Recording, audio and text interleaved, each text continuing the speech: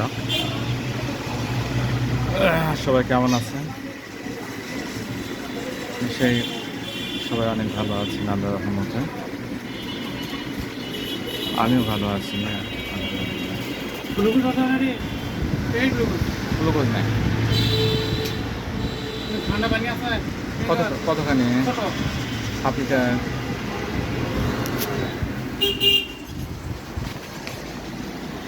একজন কাস্টমার এসেছেন, আমি ঠান্ডা পানি নেবেন, হাফ লিটার ওনার প্রয়োজন। তো আমি এখন এসেছি ফ্রিজের ভিতরে কাছাকাছি একটা হাফ লিটার পানি বের করে দেওয়ার জন্য।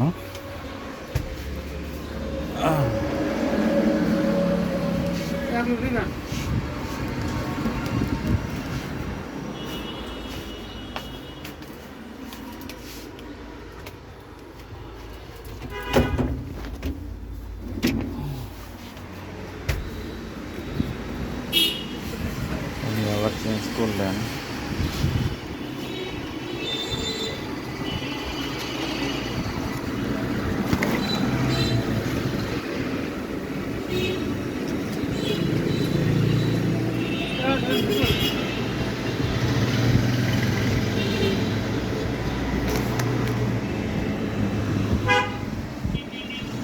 উনি আবার একটু বিস্কিটও নিয়েছেন। তো সব কিছু মিলে আর 1 লিটার পানির দাম আসবে 25 টাকা, এবং উনি একটা লেক্সাসের একটা ছোটো প্যাকেট নিয়েছেন, এইটার দাম হচ্ছে 5 টাকা। এই টোটাল হচ্ছে আপনার 30 টাকা। উনি 100 টাকার নোট দিয়েছেন, এখন ওনাকে বাকি 70 টাকা আমি ব্যাক করে দেবেন। এখন উনি পাশে কোথায় যেন গেলেন, বলেন যে আমি আসতেছি, একটু অপেক্ষা করেন। অসুবিধা নেই, আমি ওনার জন্য অপেক্ষা করছি। আসলে এটা আমার প্রথম ভিডিও, তো আমি আসলে আমার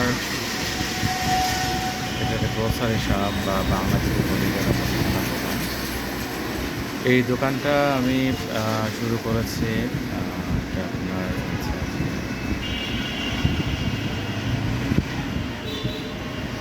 2020 সাল থেকে আর কি।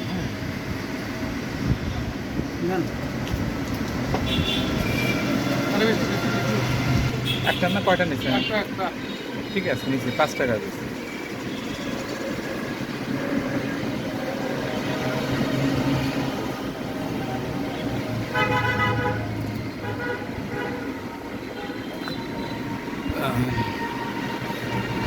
এই কাস্টমারটি উনি টাকা নিয়ে চলে গেলেন। তো যেটা বলতে যাচ্ছিলাম, এখন এই যে আমি যে দোকানটা শুরু করলাম, এই দোকানটা শুরু করেছি আপনার 2020 সাল থেকে। তো এটা একটা মাঝারি গোছের একটা দোকান।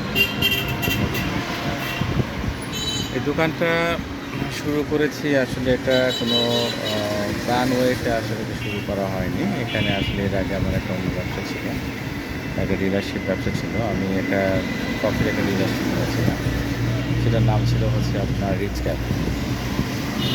তো এই রিচ ক্যাফে ডিলারশিপটা নেওয়ার পরে এটাও নিয়েছিলাম আপনার হচ্ছে যে কোভিডের শুরু হওয়ার আগে। ওই সময়টা নেওয়ার পরে কোভিড-19 যেটা আর কি বলা হয়, প্রথম ফেজ যখন শুরু হয়ে গেল, তখন দেখা যাচ্ছে যে ওভারঅল সব কিছুই আসলে ব্যবসা থেকে শুরু করে মানুষের জীবনযাত্রার উপরে একটা ভালো প্রভাব পড়েছে। তো সেখানে আপনার এই ব্যবসাটা, যেহেতু মানুষ ওইভাবে বাহিরে মুখ করতে পারে নাই, ব্যবসায়ী যারা আছেন তারা আসলে এইভাবে দোকানপাট খুলতে পারেন, এইভাবে ব্যবসা করতে পারেন নাই। তো যে কারণে আসলে কফির ব্যবসাটা আমি ওইভাবে বোঝাতে পারিনি। তারপরেও যেহেতু আমার এখানে বগুড়াতে আমার বড় হওয়া, বগুড়াতে আমার জন্মস্থান, পরিচিত যেহেতু বন্ধুবান্ধব বা যারা ব্যবসায়ী মানুষ ছিলেন, তারা বিষয়টা আমাকে যথেষ্ট হেল্প করেছেন, পজিটিভ হিসেবে দিয়েছেন। তো সেই দিক থেকে দেখা যাচ্ছে যে আমি আমার একটা মার্কেট আমি তৈরি করতে পেরেছিলাম। পরবর্তীতে যখন আমি এই কফির একটা ব্যবসার সাথে কফি ব্যবসাটা হচ্ছে এরকম যে এখানে আপনার প্রোডাক্টের সাথে আমরা মেশিনও সেল করতে পারি। মেশিনটার প্রাইস ছিল হচ্ছে আপনার 24,000 থেকে 26,000-এর ভিতরে। তো এই কফির যে মেশিনটা ছিল, ওই মেশিনটা ছিল আপনার হচ্ছে মেড ইন ইন্ডিয়া। তো মেশিনটা ভালো ছিল আপনার 24,000 থেকে 26,000 টাকার মধ্যে একটা প্রাইস ছিল। তো এখন আসলে কফি মেশিনগুলো যারা পারচেস করতো, হ্যাঁ, বা যারা কিনতো, বা যে সমস্ত দোকানদাররা এই কফি মেশিনগুলো আসলে কেনার আগ্রহ প্রকাশ করতো, তো এখন দেখা যাচ্ছে যে কফি আমি যেটা ডিলারশিপ নিয়েছি, রিচ ক্যাফের একটা ডিলারশিপ ছিল আমার। তো এখন এটা তো শুধু একটা কফি, তো মানে নিলাম না, বগুড়াতে এরকম অনেকগুলো কফি একটা ডিলার ছিল এবং অনেকগুলো আপনার হচ্ছে যে প্রতিটা কফি ডিলার দেয় তাদের মেশিন সেট আপ ছিল।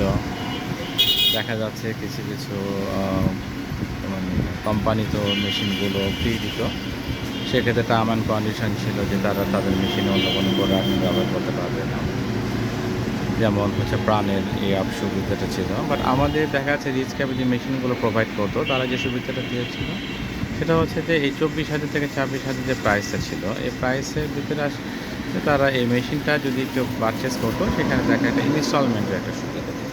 একটা ডাউন পেমেন্ট দিয়ে দেখা যাচ্ছে 24,000 হচ্ছে যে আপনার ভিতরে 6,000 একটা ডাউন পেমেন্ট দিয়ে বাকি যে 18,000 টাকা যেটা থাকতো, সেই 18,000 টাকাগুলো সেটা এখন প্রতি মাসে হোক বা মাসে যদি উনি মনে করতেন যে না উনি সাপ্তাহিক কিস্তি চালাবেন, তো দেখা যাচ্ছে যে সেক্ষেত্রে সাপ্তাহিক কিস্তি হিসাবে এটা নেওয়া হবে।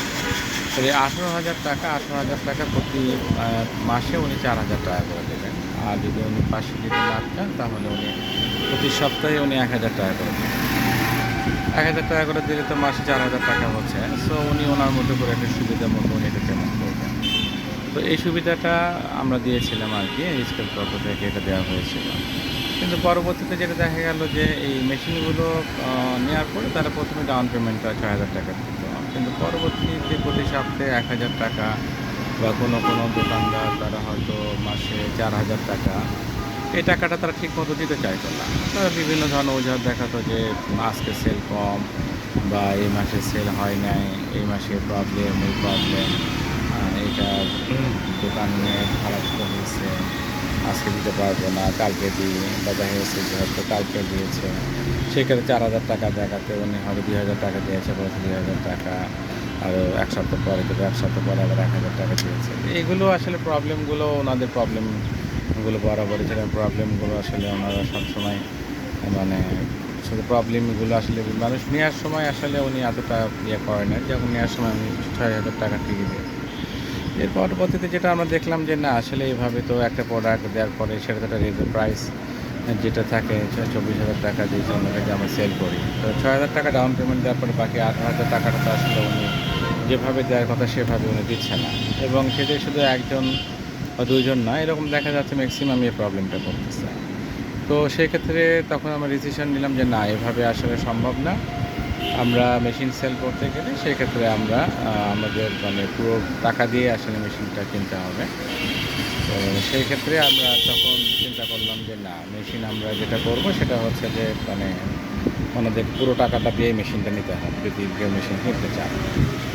এখন যে প্রবলেমটা যেটা হলো সেটা হচ্ছে যে যেহেতু 24,000 টাকা একটা মেশিনের দাম, কোথাও গেলে সেখানে ব্রোশিয়ার বা লিফলে যখন ওনাদেরকে দেওয়া হয়, তখন ওনারা বলে যে আপনার মানে শোরুম কোথায়। তখন ওনারা শোরুমে আসতে চায়, ওনারা হয়তো 10টা মেশিন দেখে একটা মেশিন পারচেস করবেন। হ্যাঁ, যে এই ধরনের একটা শুধু লিফলেট বা ব্রোশিয়ার দেখে তো ওনারা আসলে পারচেস করতে চায় না, যেহেতু এত টাকা দামের একটা প্রোডাক্ট, এবং ওনারা যেহেতু আসলে তো অত চলবেন না। একটা মুদিখানার দোকানদার সে একটা 24,000 টাকা দিয়ে একটা জিনিস কিনবে এট এ টাইম, সেক্ষেত্রে আর 10টা মেশিন দেখবে, 10টা মেশিন দেখে তার না, শুধু কোক হবে, শুধু কোক হবে, আর কিছু নেই ফ্রিজে। কতখানি নেবেন আপনি? ছোটো না বড়? ছোটো যে হাফ লিটার, 400, 250? একদম ছোটো।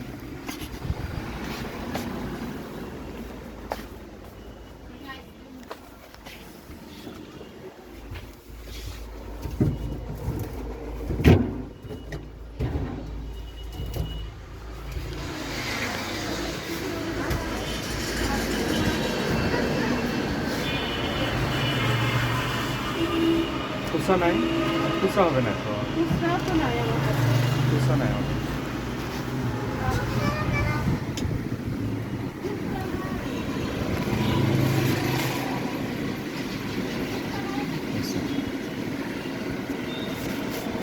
যে একজন কাস্টমার আসছিলেন, উনি একটা প্রোডাক্ট বাই করতে চেয়েছিলেন, বাট সেই ক্ষেত্রে খুচরার জন্য হয়তো প্রোডাক্টটা হয়তো আমি ওনাকে দিতে পারলাম না। যেহেতু উনি একটা 25 টাকার প্রোডাক্ট ওটাকে চাইছেন, সেক্ষেত্রে 500 টাকা নিচ্ছে। যাই হোক, এটা অন্য বিষয়। তো যেটা নিয়ে আসলে কথা বলছিলাম, তো সেই ক্ষেত্রে দেখা গেল কি যে এখন পরবর্তীতে ওনারা যখন জানতে চাইলেন যে আপনার শোরুম কোথায়? তা আসলে তো আমার কোনো শোরুম ছিল না। আমি এই প্রোডাক্টগুলো বাসা থেকেই আসলে সেল করছিলাম। যেহেতু মানে প্রোডাক্টের লিকেট, ব্রোশিয়ার এগুলো ছিল, যেগুলো দিয়ে আসলে ওনাদের সাথে কথা বলছিলাম। আর দেখা যাচ্ছিল যে কোনো একটা রেফারেন্স নিয়ে যখন যাচ্ছিলাম, তখন কথাগুলো বলতে একটু সুবিধা হচ্ছিল। আবার এখানে কিছু ব্যবসায়ী ছিল যারা আমার অনেক ক্লোজ ফ্রেন্ড, তাদের ওখানে তো আসলে কোনো প্রবলেম হচ্ছিল না। বাট দেখা যায় তাদের থ্রোতে যাদের কাছে গিয়েছি, যে সমস্ত কাস্টমার কাছে গিয়েছি, তারা তখন দেখা যায় তারা বারবারই বলতো যে আপনার শোরুম কোথায়। এই প্রবলেমটা তখন প্রবলেমটা ফেস করতে হয়েছে। তো পরবর্তীতে যখন চিন্তা করলাম যে না, ঠিক আছে, একটা শোরুম আসলে দরকার। যেহেতু একটা কোম্পানি ডিলারশিপ নিয়েছি, এটা যখন ডিলার বলি, তখন তো আসলে লোকজন ভাবে যে না, তার একটা সেট আপ আছে, হ্যাঁ। এবং সেক্ষেত্রে কোম্পানি যারা আছেন, যারা মার্কেটিং ম্যানেজার বা মার্কেটিং অফিসার বা ডিপো, যারা হয়তো ডিপো থেকে মালগুলো তো দেওয়া হয়, তো সেক্ষেত্রে দেখা যায় যে ডিপো যারা আছেন আর কি, হ্যাঁ, ডিপো হয়তো সেখানে যারা দায়িত্ব যারা আছেন, তারাও চিন্তা করে যে না, ডিলারের কাছে যাচ্ছে, সেখানে একটা ভালো সেট আপ থাকবে, সেখানে একটা ভালো তার সেট আপ নিয়ে সে ব্যবসা করতেছে, এটা আশা করে। তো এখন বিষয়টা হচ্ছে যে তখন চিন্তা করলাম যে না, এটা আসলে আমার একটা শোরুম দরকার হবে। তো এই শোরুমটা চিন্তা করতে গিয়ে তখন দেখা গেল কি যে আমার বাসাটা আসলে একটা কমার্শিয়াল এরিয়াতে। এটা হচ্ছে যে বগুড়া সূত্রপুর শেরপুর রোডে। এটা হচ্ছে আমার বাসাটা, একদম মেইন রোডের উপর বাসাটা। তো দেখা যাচ্ছে যে আমাদের যেহেতু মেইন রোডের উপর বাসা, এই বাসা নিচে আমাদের আছে 3তলা বাসা। তো 3তলাটা হচ্ছে নিচতলাটা আমাদের দোকান ছিল। এখানে আমাদের 3টা দোকান ছিল, 3টা দোকানে ভাড়া দেওয়া ছিল। তো পরবর্তীতে যখন আমি এই ডিলারশিপের ব্যাপারে যখন মানে মার্কেটে যখন কাজ করছিলাম, বা পরবর্তীতে যখন দেখা যাচ্ছে বিভিন্ন কাস্টমার যখন তারা আসতে চাচ্ছিল, তারা আমার ভিজিটিং কার্ড চাচ্ছে যে আপনার ভিজিটিং কার্ডটা দেন, এবং সেক্ষেত্রে আপনার কোথায় শোরুম আমরা এখানে। তো বেশ ভালোই রেসপন্স পাচ্ছিলাম। তো ইভেন মানে এমনও হয়ে গেল যে দেখা যাচ্ছে যে বিভিন্ন রেফারেন্স যেতে যেতে বগুড়ার বাইরে তো কিছু কিছু আমার ভিজিটিং কার্ড দিয়েছিল, সেখান থেকে আমাকে যোগাযোগ করছিল যে ভাই, এই ব্যাপার, আপনার এরকম একটা কার্ড পেয়েছি, তো সেই ক্ষেত্রে আসলে আপনার প্রাইসটা কেমন, বা এইসব বান্দিবিলিটি কেমন, কোথাকার প্রোডাক্ট, এই সমাজে নির্ভরতা জানতে চাচ্ছে। তো সেক্ষেত্রে আমি ফোনে তাদেরকে এই সমস্ত ইনফরমেশনগুলো যখন দিয়েছি, পরবর্তীতে তারা ফিজিক্যালি তারা দেখা করতে চেয়েছে যে তাহলে আমরা ডেটে আসতে চাচ্ছি, আপনি তাহলে আমরা আপনার শোরুমটা করতে পারি। এই যে শোরুম শোরুম করে একটা বিষয়টা যখন পরবর্তীতে দেখলাম যে না, আসলে আমার একটা শোরুম খুবই প্রয়োজন। তো সেই ক্ষেত্রে তখন দেখা যায় বাই দিস টাইম ওই যেহেতু করোনার সময়টা আসলে ব্যবসার বা ধরনের একটা চাপ দিয়েছে আর কি। অনেক ব্যবসায়ী তো তাদের ব্যবসা আসলে ছেড়ে দিয়েছেন, যেহেতু ব্যবসা গুটিয়ে নিয়েছেন, যেহেতু দোকান ভাড়া, কর্মচারী ভাড়া থেকে সব কিছু মিলে আসে, এবং যেহেতু এটা একটা মানে আনসার্টিনটির দিকে চলে গেছে, অনিশ্চয়তার দিকে চলে গেছে। এসে 6 মাস, 3 মাস, 3 মাস থেকে 6 মাস, 6 মাস থেকে 1 বছর, এই যে একটা লং টাইম, আসলে এটা তখন আসলে তারা আসলে আর কুলে উঠতে পারছিল না, হ্যাঁ। তো সেই ক্ষেত্রে দেখা যাচ্ছে যে তখন একটা দোকান যখন মানে নিতে পারলাম, তখন তারা এটা ছেড়ে দিল। পরবর্তীতে যখন দোকানে যখন আমি নিয়েছি, তো ওই দোকানটা নেওয়ার পরে তখন চিন্তা করলাম যে ঠিক আছে, এটা তাহলে আমি একটা শোরুম দিই, হ্যাঁ, কপি একটা showroom. By this time Dhaka থেকে তখন ওই অফিসে যারা এখানে যারা মার্কেটিং ম্যানেজার, সেলস ম্যানেজার আছে কোম্পানি থেকে, তারা দেখা যাচ্ছে কি যে ভিজিটে আসে, ডিলার ভিজিট করার জন্য আসলো। সেক্ষেত্রে ডিলার ভিজিট করার জন্য আসলাম। বাই দিস টাইম দেখা যাচ্ছে আমার বাসার সামনে একটা হোটেল আছে, আবাসিক হোটেল, সেই হোটেলে তারা ওনারা উঠেছেন। এবং পরবর্তী দেখা যাচ্ছে যে আমার হোটেলের মানে আমার বাসার সামনেই তো, সো ওনারা যে কোনো সময় ভিজিট করতে পারতেন। ওনারা দেখা যাচ্ছে কি ওই দিনে এসেছেন, তখন দেখা যাচ্ছে ওনারা আসলে রাতের বেলা রাতের বেলা ডিনারটা ওনারা ডিনার সেরে ওনারা রাতে বের হয়েছেন একটু মানে ইয়ে করার জন্য যে আসলে এলাকাটা একটু দেখার জন্য। প্লাস হচ্ছে যে একটু যেটা হয় আর কি ডিনারের পর অনেকে হাঁটাহাঁটি করে বা একটু দেখে। ওনারা যেহেতু এখানে বগুড়াতে আসলে ওইভাবে আসা হয়নি, তো সেক্ষেত্রে ওনারা বের হয়েছেন। বাই দিস টাইম ওনারা আমাকে রিং দিয়েছে, যেরকম আমরা তো এসেছি, আমরা আপনার সঙ্গে দেখা করতে চাই, তো তাহলে আগামীকালকে আপনার সঙ্গে আমরা কোথাও দেখা করবো। তো আমি বললাম যে আপনারা তার কোথায় আছেন, তো বলবো যে আমরা তো এরকম আমার বাসার সামনে যে হোটেল আবাসিক হোটেল ছিল, হোটেলের নাম হচ্ছে যে আপনার ক্লাউড। তো হোটেল ক্লাউড ছিল, একটা ছিল হোটেল স্কাই গার্ডেন। একই বিল্ডিংয়ে দুটো হোটেল ছিল, বিল্ডিংটা কিন্তু 9 তলা একটা বিল্ডিং ছিল, দুটো আবাসিক হোটেল ছিল। তো যাই হোক পরবর্তীতে ওনারা যখন আমাকে বললেন যে এরকম আমাদের হোটেল ক্লাউডে উঠেছি, তো আমি বললাম তো ক্লাউডে উঠেছেন আপনি, কবে উঠেছেন? তো বললো যে আজকে আমরা এখানে এসেছি, আমরা আজকে এখানে সন্ধ্যার পরে আমরা এসেছি। তো এখন কোথায় আছেন? তো বললো যে আমরা হোটেলে আছি, তো আমরা দেখা যাচ্ছে যে আপনার সঙ্গে আগামীকালকে একটা শিডিউল মানে করতে চাচ্ছি, যে আগামীকাল আপনার সাথে সেট আপ দিতে পারি, আপনার সাথে সেট আপ হয় আমার। তো আমি বলি কোনো অসুবিধা নেই, এখন আপনারা হোটেলে যদি থাকেন আমার কিন্তু মানে শোরুম বলি বা দোকান বলি যেটা বলি, হোটেলের সামনেই কিন্তু আমার শোরুমটা। তো সেক্ষেত্রে আপনারা যদি মনে করেন আপনারা এখানে আজকে আসতে পারেন, হয়তো একটা ইনফর্মাল আসলে যদি মনে করেন একটা ইনফর্মাল একটা দেখা হয়, যেহেতু এটা একটা হচ্ছে কোম্পানি ভিজিট হিসেবে আপনারা যেভাবে দেখা করতে যাচ্ছেন, সেটা বাইরে আপনারা চাইলে আজকে দেখা করতে পারেন। তো ওনারা তো শুনে বেশ খুশি, তাই না? তো ঠিক আছে, তাহলে আপনি কতক্ষণ আছেন? আমি বললাম যে আমি তো রাত্রে মানে 11:30-12টা পর্যন্ত আমি আসলে থাকি, যেটা আমার নিজের দোকান, নিজের বাসার নিচের দোকান, অন্য কোনো সমস্যা নেই।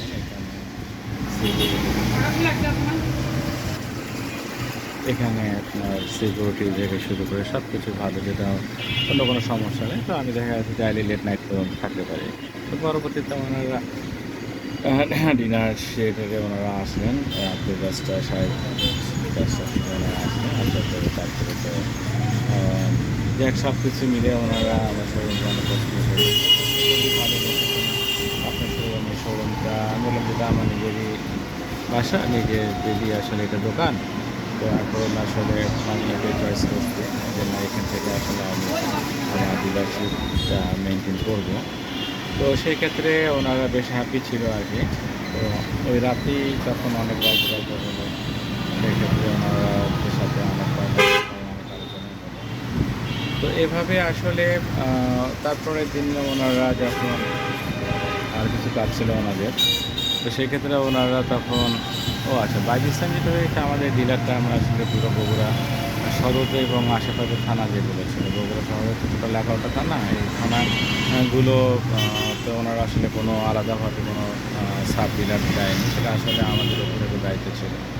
তো সব কিছু মিলে আসলে যেহেতু করোনা কালীন একটা অনেক বড় ধরনের ধাক্কা গিয়েছে, তো এরই ভিতরে আসলে ওইভাবে এটা মানে সাব ডিলারটা আমাদের কাছে বেশ সমস্যা। তো এখন বিষয়টা হচ্ছে যে যেটা আসলে বলতে চাচ্ছিলাম, তো ওনারা তারপর দিন আবার আমার সঙ্গে একটা সেটা দিলাম, তো খোলামেলা অনেক কথা হলো, তারপরে ওনারা বিকালের নাগাদ আবার ঢাকায় ব্যাক করলো। এখন যে বিষয়টা হচ্ছে ওনারা যেভাবে এক্সপেকটেশন করছেন বা ওনাদের যেটা মনে হলো যে আসলে এই কফির ডিলারশিপ নিলে বা কফির ব্যবসা করলে আসলে আর অন্য কিছু প্রয়োজন না, কিন্তু বাস্তবতা তো আসলে এরকম না। আমি তো যেটা দেখলাম যে সব কিছু মিলে ওনারা মনে করতেছে যে মানুষ আসলে কফি খাবে আর অন্য কোনো কিছু খাবে, বা অন্য কিছু আসলে পারচেস করা দরকার নেই।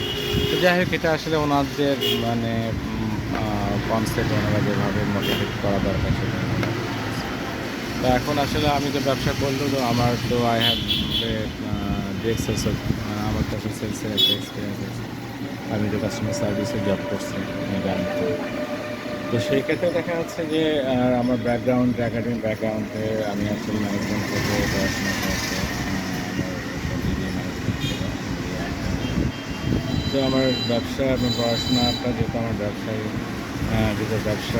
রিলেটেড পড়াশোনা ছিল এবং আমার জব ওই রিলেটেড ছিল। তো আসলে বাস্তবতাটা ওনার যেভাবে বলে তার সাথে আসলে এটা ভাবে ম্যাচ করে না। তো এখন মজার ব্যাপার হচ্ছে যে ওনারা যেভাবে বললো তাতে আমি দেখলাম যে না এভাবে না, আমার আসলে কফির ডিলারশিপ যেটা আছে, কফির যেটা আমার শোরুম আছে, এই শোরুমে আসলে এই সমস্ত প্রোডাক্টগুলো রেখে আসলে শুধু পুরো শোরুমটা এভাবে মানে বন্ধ করে রাখার কোনো যুক্তিকতা নেই। তখন আমি চিন্তা করলাম যে ঠিক আছে, আমার কফিটা থাকলো, কফি যেহেতু আমার এখানে আমি একটা কফি একটা সেট আপও দিলাম, যেন একজন কাস্টমার এসে কফি যেন খাওয়ার সুযোগ থাকলো, তাহলে দেখা যাচ্ছে যে আরও বেশি একটা রিয়েল ফিডব্যাক পেলো যে না ঠিক আছে, সে কফি মেশিন দেখলো, যেমন হচ্ছে যে কফি এখান থেকে আরও সে কফি খেয়ে গেল, প্রোডাক্টের কোয়ালিটি তা সে চেক করতে পারলো যে না আসলে এটা একটা কোয়ালিটি সম্পন্ন প্রোডাক্ট। সো এটা তখন দেখা যাচ্ছে তাদের স্যাটিসফ্যাকশন লেভেলটা একটু ভালো হয় আর কি। কিন্তু অনেক স্লো ব্যবসা, অনেক স্লো ব্যবসা, তখন অনেক বিজনেস। তখন আমি চিন্তা করলাম যে আমার এই শোরুমটাতে আমি যদি এখন কফিটা আসলে কীভাবে মানে সেটার সাথে রিলেটেড করে কীভাবে করা যায়। তো তখন দেখা যাচ্ছে আমি যদি এখানে একটা বেকারির দোকান দিই, হ্যাঁ, মানে বেকারির যেটা সেট আপ দিই, তা বেকারির সাথে আসলে কফির মেশিন বা কফিটা যায়, হ্যাঁ, কফি প্রোডাক্টটা এটা যায়। তো সেই ক্ষেত্রে দেখা যাচ্ছে বগুড়াতে খাজা বেকারি, যারা হয়তো বগুড়া বসবাস করা জানে, জানার কথা না। তো এই খাজা বেকারি যেটা আছে, খাজা বেকারির যিনি মালিক, মালিকের ছেলে আসলে আমার স্কুল ফ্রেন্ড, ওর নাম হচ্ছে বাইজিৎ। তো বাইজিতের সঙ্গে আমি বিষয়টা নিয়ে খোলামেলা কথা বলি। বাইজ পরবর্তীতে আমার এখানে দোকানটা ভিজিট করার পরে বলে অসুবিধা নেই, যেহেতু তোমার নিজের দোকান, তুমি চাইলে এটা করতে পারো। আর বাই দিস টাইম যেহেতু আমি কফির ব্যাপারটা বাইরে জানতো, এবং ওরও যেহেতু একটা বেকারি আছে এবং যেগুলো আউটলেট ছিল, আউটলেটগুলোতে ও অনেক যথেষ্ট হেল্প করেছে। তো সেক্ষেত্রে দেখা যাচ্ছে আমি তাদের কফি মেশিনের তো যে তাদের ছিলই, পারচেস করা ছিল। তো সেক্ষেত্রে তারা প্রোডাক্টটা আমার কাছ থেকে নিত। তো এখন কফির আমি শুধু প্রোডাক্টগুলো মানে দিতাম। তো সেই ক্ষেত্রে যখন ও যখন ভিজিট করাবো তখন আমাকে বললো যে ঠিক আছে, তাহলে আমি এখানে তুমি যেভাবে সাথে সাথে কফির ব্যবসাটা যাই, তো অসুবিধা নাই, আমি তাহলে তোমাকে এখানে একটা বেকারি কীভাবে একটা সেট আপ দিতে হয় সেটা আমি তোমাকে দিচ্ছি। আর যেহেতু শুরুতেই তুমি তো আসলে একইভাবে হ্যান্ডেল করতে পারবে না, তোমার আসলে অভিজ্ঞতার জন্য এটা আসলে এক্সপিরিয়েন্স সম্পন্ন লোক দরকার হবে। তুমি তাদের কাছ থেকে একটা সময় শেখার পর তখন হয়তো অনেক কিছু জানতে পারবা যে কীভাবে বেকারি ব্যবসাটা আসলে পরিচালনা করতে হয়। তো এর পরবর্তীতে যেটা হলো, সেক্ষেত্রে দেখা যাচ্ছে কি আমি এই সমস্ত কফি যখন নিলাম বেকারির একটা ব্যবসা এখানে দাঁড় করাবো, কিন্তু সেটা হতে হতে পরবর্তীতে ও আসলে বিভিন্ন রকমের চাপ করে যে আমি এটা নিয়ে আরও সাথে ব্যবসা কফি মানে বেকারি ব্যবসা নিয়ে আর কোনো আলোচনা করাবো, এটা নিয়ে যে মানে এগিয়ে যাওয়া সেটা আমার কিছু করা হয়নি। তো পরবর্তীতে যেটা হলো সেটা হচ্ছে যে এখন তখন আমি চিন্তা করলাম যে ঠিক আছে, আমি এখানে তাহলে কিছু প্রোডাক্ট উঠাই, গ্রোসারি শপের বিভিন্ন প্রোডাক্টগুলো থাকে, আর যেমন বেকারি আইটেম যেগুলো আছে। তখন আমি চিন্তা করলাম বিভিন্ন বেকারি আছে, কিন্তু থাকা বেকারি থেকে যে নিতে হবে সেটা কিন্তু কোনো কিছু না। সেই ক্ষেত্রে দেখা যাচ্ছে যে আমি মানে বেকারিতে অনেক ধরনের বেকারি আছে, সেই বেকারি তাদের কাছে প্রোডাক্টগুলো নিয়ে তখন আমি একটা সেট আপ দিলাম। তখন সেট আপ চিন্তা করলাম যে বেকারির সাথে সাথে যদি আমি আরও প্রোডাক্ট রাখি, যেমন হচ্ছে যে কনজিউমার প্রোডাক্ট, যেমন হচ্ছে যে তেল, সাবান, তেল, আটা, ময়দা, তেল, চিনি, লবণ, সাবান, পেস্ট, তারপর হচ্ছে যে আপনার আর তারপর হচ্ছে আপনার বিভিন্ন বিস্কিট আইটেম ব্যাটারি আছে, বিভিন্ন কোম্পানির বিস্কিট আইটেম সেগুলো রাখলাম। তারপর আপনার হরলিক্স, লেবু চিনি। তখন পরবর্তীতে দেখা গেল যে আমার পুরো দোকান একটা সুন্দর একটা সেট আপ হয়ে গেল। তো তখন কফি মেশিনটা তখন দেখলাম যে না, এটা তো দেখতেছি আপনি সামনে মোড়ে যেয়ে ওই ইসলামী হাসপাতাল আসছে ওই দিক চলে যাবে, ওই সামনে ওই গাজী আপনার মফিজ গার্ডেন যেটা আছে। তো পরবর্তীতে দেখা গেল যে এইভাবেই তখন তো সেট আপ হয়ে গেল বাই দিস টাইম। আমার ফ্রেন্ডরা আসছিল আর কি, তখন দেখলো যে না সুন্দর, তাও বলে ঠিক আছে তুমি আমার ব্যাকের আইটেমগুলো যেগুলো আছে, আমি বললাম তাহলে সেগুলো তুমি আমার ব্যাকের আইটেমগুলো দাও, যেহেতু আমার স্পেস আছে অন্যান্য প্রোডাক্টগুলো রাখার, এবং এগুলো দেখলাম যে একটা ডিমান্ড আছে, একটা বিক্রি ভালোই হচ্ছে। তো পরবর্তীতে বললো যে না সুন্দর, অসুবিধা নেই, তুমি তাহলে এটা এইভাবে তাহলে ব্যবসা করো, অসুবিধা তো কিছু নাই। তারপর না সেটাই। তো পরবর্তীতে ও আমাকে বিভিন্নভাবে পরামর্শ দিয়ে হেল্প করলো। তো তো এইভাবেই আসলে আমার এই ব্যবসাটা শুরু হয়। তো দেখলাম যে ভালোই আলহামদুলিল্লাহ মানে কাস্টমার যেগুলো আসে মোটামুটি রেগুলার কাস্টমার তৈরি হয়ে গেল। সেই ২০২০ থেকে শুরু করলাম, আজকে আপনার ২০২৫ সাল পর্যন্ত চলতেছে। তো আলহামদুলিল্লাহ সবকিছু মিলে দেখা যাচ্ছে যে ব্যবসা খারাপ না। কিন্তু যেটা হয় সেটা হচ্ছে যে আসলে অনেক সময় যেটা হয় প্রফিট মার্জিনটা খুবই মানে একদম কম। তো সেক্ষেত্রে সারাটা দিন মানে অনেক সময় দিতে হয় আরকি। এখন কখন কোন কাস্টমার কখনো চায় না যে দোকান বন্ধ থাক বা দোকান তো এইভাবে এখন দেখা যাচ্ছে যে শুরু করলাম। তো মোটামুটি আলহামদুলিল্লাহ এখনো চলতেছে। তো দোকানটা হয়তো সেই ক্ষেত্রে হয়তো আমি আরও কিছু হয়তো পরবর্তী দিনে আমি দোকানটা আপনাকে হয়তো দেখাতে মানে ইয়ে করতে পারবো। হ্যাঁ? তো আসলে যেটাই করেন শুরুটা আসলে দেখা যাচ্ছে যে ওইভাবে প্ল্যান করে অনেক সময় করতে গেলে তো অনেক কিছু হয় না।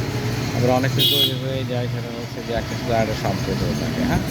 এই সম্পর্কিত তো থাকে বা সম্পর্কের কারণ দেখা যাচ্ছে একটা চিন্তা করলে এর সাথে হয়তো আরেকটা ডাইভার্সিফিকেশন হয়ে গেল। তো এভাবে আস্তে, আস্তে হয়ে যায়। তো এভাবেই আসলে আমার এই ব্যবসাটা শুরু হয়েছে। তো যাই হোক ভিডিওটা অনেক বড় হয়ে গেলে ভিডিওটা আর লম্বা করব না। তো আমি আসলে ব্যবসাটা কিভাবে আমার এই ব্যবসাটা শুরু হলো সেটা আজকে আমি আসলে আ জানালাম আরকি পুরো বিষয়টা যে আসলে কিভাবে এখানে এই ব্যবসাটা শুরু হলো। যেহেতু আমি তো ব্যবসায় কোনো অভিজ্ঞতা ছিল না।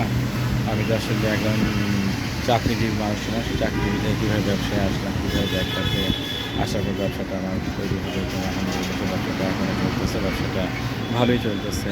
তো পরবর্তীতে আমার এই ব্যবসা কেন্দ্রিক আরও কিছু চিন্তাভাবনা আছে। তো আলহামদুলিল্লাহ যাক আপনারা আমার জন্য দোয়া করবেন। যেন আমি যে চিন্তাভাবনা থেকে করতেছি সেই চিন্তাভাবনাগুলো যেন সফল হতে পারে।